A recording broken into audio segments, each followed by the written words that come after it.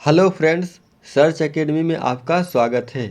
जैसा कि पिछले वीडियो में आपने मिट्टी को किस प्रकार से बांटा गया है यानी मृदा प्रोफाइल और होराइजन के बारे में जाना। अगर आपने पिछला वीडियो नहीं देखा है तो हमारे चैनल पेज पर जाकर ज़रूर देखें या फिर लिंक डिस्क्रिप्शन में दिया गया है, वहां से भी जाकर देख सकते हैं। इस वीडियो में आप सभी भारतीय मिट्टी के बारे में जानेंगे कि भारतीय मिट्टी को कितने भागों में बांटा गया है और किस प्रकार से बांटा गया है, एवं सभी प्रकार की मिट्टी की विशेषता भी जानेंगे। तो चलिए वीडियो को शुरू करते हैं। भारतीय कृषि अनुसंधान परिषद ने भारतीय मिट्टी को 8 भागों में बांटा है। अब चलिए इन सभी 8 के नाम जानते हैं। पहला है जलोढ़ मिट्टी, फिर लाल मिट्टी, काली मिट्टी, लेटेराइट मिट्टी, पर्वतीय मिट्टी, मरुस्थलीय मिट्टी, लवणीय मिट्टी तथा दलदली मिट्टी। इन सभी 8 प्रकार में भारतीय मृदा अनुसंधान परिषद ने बांटा है।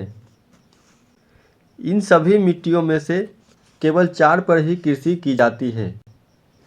चलिए इन चारों को अब ध्यान से देखते हैं। पहला है जलोढ़ मिट्टी। जलोढ़ मिट्टी को अंग्रेजी में अलुवियल सॉइल के भी नाम से जाना जाता है। यह मिट्टी नदियों के आसपास वाले इलाके में पाई जाती है, यानी कि यह कहा जाए कि जलोढ़ मिट्टी का निर्माण नदियों के द्वारा ही किया जाता है तो गलत नहीं होगा। जलोढ़ मिट्टी नदियों के द्वारा ही अपर्दन करके लाया जाता है।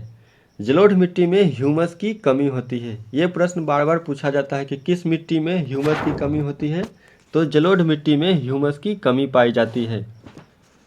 आगे देखेंगे कि ह्यूमस की अधिकता किस मिट्टी में पाई जाती है।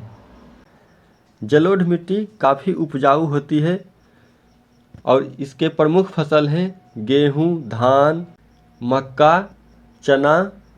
जलोढ़ मिट्टी को 2 भागों में बांटा गया है। एक को खादर और एक को बांगर कहा जाता है। खादर और बांगर को हम किसी और वीडियो में डिस्कस कर देंगे कि ये क्या होते हैं। फिलहाल आप जान लीजिए कि नवीन जलोढ़ मिट्टी को खादर एवं पुरानी जलोढ़ मिट्टी को बांगर कहा जाता है। किसी वीडियो में खादर और बांगर के बारे में डिटेल से चर्चा करेंगे कि ये किस प्रकार से बनते हैं। अगला देखते हैं लाल मिट्टी। इस मिट्टी का निर्माण कायांतरित चट्टानों पर जलवायु परिवर्तन के कारण होता है, यानी कि कायांतरित चट्टानों के टूटने फूटने से ही लाल मिट्टी का निर्माण होता है।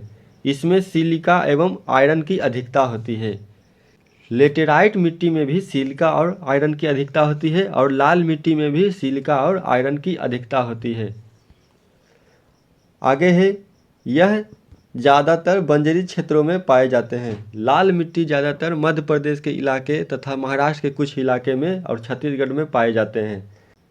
लाल मिट्टी जल को सोखने पर, यहाँ पर टाइपिंग मिस्टेक है। लाल मिट्टी को जब जल सोख लेती है तो यह पीली दिखाई देती है। यह प्रश्न भी पूछा जाता है कि लाल मिट्टी जल सोखने पर किस रंग की दिखाई देती है, तो वह पीली रंग की दिखाई देती है। यह अम्लीय प्रकृति की मिट्टी होती है। लाल मिट्टी अम्लीय प्रकृति की होती है तथा चूना के प्रयोग से इसकी उर्वरता बढ़ती है, यानी कि लाल मिट्टी में चूना के छिड़काव करने से इसकी बंजरता को कम किया जा सकता है। अगला है काली मिट्टी। इसका निर्माण बेसाल्ट चट्टानों के टूटने फूटने से होता है। काली मिट्टी को रेगुर मिट्टी के नाम से भी जाना जाता है। यह प्रश्न भी बार बार एग्जाम्स में पूछे जाते हैं कि किस मिट्टी का नाम रेगुर है, तो यह काली मिट्टी हो जाएगा। काली मिट्टी का काला रंग टिटेनी फेरस मैग्नेटाइट के कारण होता है। यह लाइन आप लोग ध्यान से देखिए कि काली मिट्टी का काला रंग टिटेनी फेरस मैग्नेटाइट के कारण होता है। इसमें कार्बनिक पदार्थ तथा ह्यूमस की अधिकता होती है। अभी आपने पढ़ा कि ह्यूमस की कमी जलोढ़ मिट्टी में होती है एवं ह्यूमस की अधिकता काली मिट्टी में पाई जाती है। कपास के उत्पादन के लिए यह मिट्टी सर्वाधिक उपयुक्त है। काली मिट्टी का विस्तार ज़्यादातर महाराष्ट्र के इलाके और कुछ गुजरात के काठियावाड़ क्षेत्र में है। आगे है लेटेराइट मिट्टी। लेटेराइट मिट्टी में भी आयरन एवं सिलिका की अधिकता होती है। लेटेराइट मिट्टी को भी दो भागों में बांटा गया है। पहला है लाल लेटेराइट एवं दूसरा सफ़ेद लेटेराइट। सभी मिट्टियों में सफ़ेद लेटेराइट की उर्वरता सबसे कम होती है, यानी कि सफ़ेद लेटेराइट मिट्टी काफ़ी कम उपजाऊ होती है। लेटेराइट मिट्टी उसे कहते हैं फ्रेंड्स कि जब बहुत तेज़ मूसलाधार वर्षा होती है तो जब ज़मीन पर हुए सभी बूंदे गिरते हैं तो आप लोग देखते होंगे कि मिट्टी में थोड़ा कंकर पथरीला हो जाता है और मिट्टी अंदर धंस जाती है और पत्थर ऊपर आ जाते हैं। तो ऐसे मिट्टी लेटेराइट मिट्टी कहलाते हैं। अब लेटेराइट मिट्टी के कुछ फसल के बारे में जानते हैं। लेटेराइट मिट्टी में चाय, कॉफ़ी, काजू तथा इलायची की खेती की जाती है तथा लेटेराइट मिट्टी में नारियल के भी फसल अच्छे उपजते हैं। सफ़ेद लेटेराइट का रंग सफ़ेद केओलिन के कारण होता है। ये पॉइंट आप लोग नोट कर लेंगे कि सफ़ेद रंग केओलिन के कारण होता है। फ्रेंड्स, अभी आपने जो 4 प्रकार के मिट्टी देखे, लाल मिट्टी, लेटेराइट मिट्टी, काली मिट्टी तथा जलोढ़ मिट्टी, इन सभी में खेती की जाती है एवं जिन मिट्टियों में खेती नहीं की जाती है उन मिट्टियों को भी एक बार देख लेते हैं। पहला है पर्वतीय मिट्टी। ये मिट्टियाँ पहाड़ों पर पाई जाती है तथा इसमें हल्की फुल्की खेती की जाती है। ज़्यादातर बड़े बड़े हेक्टेयर्स में खेती नहीं की जाती है, इसलिए इसे खेती करने की श्रेणी में नहीं रखा गया है। ये मिट्टियाँ कम उपजाऊ होती है। अगला है मरुस्थलीय मिट्टी। ये मिट्टियाँ भी बहुत ही कम उपजाऊ होती है तथा ये मिट्टी राजस्थान के कुछ इलाके में पाई जाती है जो कि अरावली के पश्चिम की ओर है। अगला है लवणीय मिट्टी।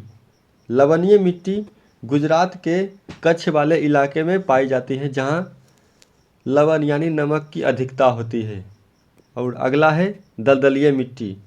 दलदलीय मिट्टी सुंदरबन के इलाके यानी कि सुंदरबन डेल्टा पश्चिम बंगाल में पाया जाता है। ये इसमें मैंग्रोव वन पाए जाते हैं।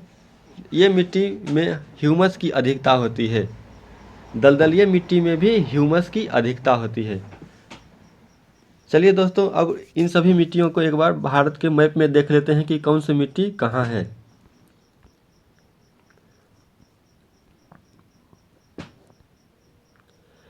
तो पहले ऊपर के भाग में देख लेते हैं कि ये जो हरे रंग से दिखाया गया है ये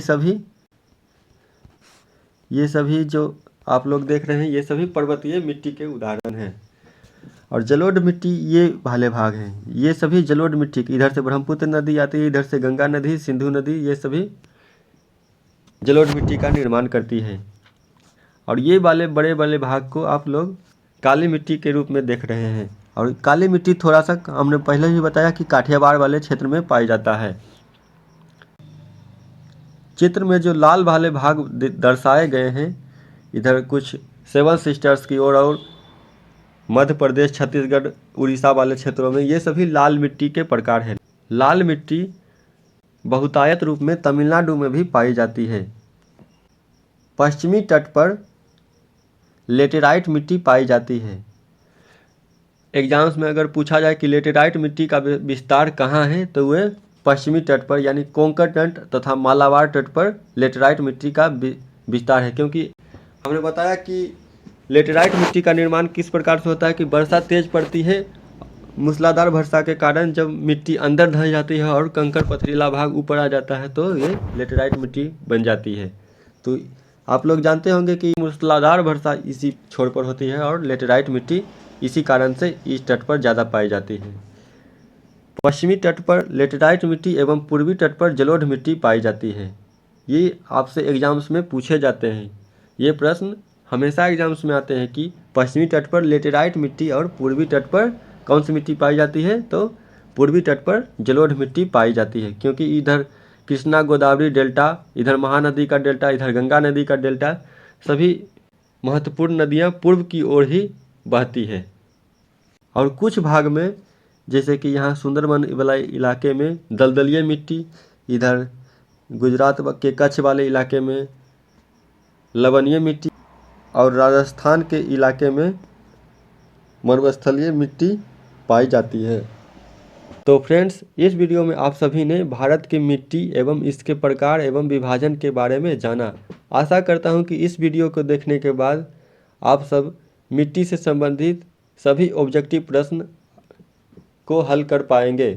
वीडियो अच्छा लगा हो तो लाइक और शेयर ज़रूर कीजिएगा और ऐसे ही वीडियो को देखने के लिए हमारे चैनल को सब्सक्राइब जरूर कीजिएगा। कोई सुझाव देना हो तो कमेंट जरूर कीजिएगा। मिलेंगे ऐसे ही अगली वीडियो में कोई और नई टॉपिक के साथ। तब तक के लिए धन्यवाद।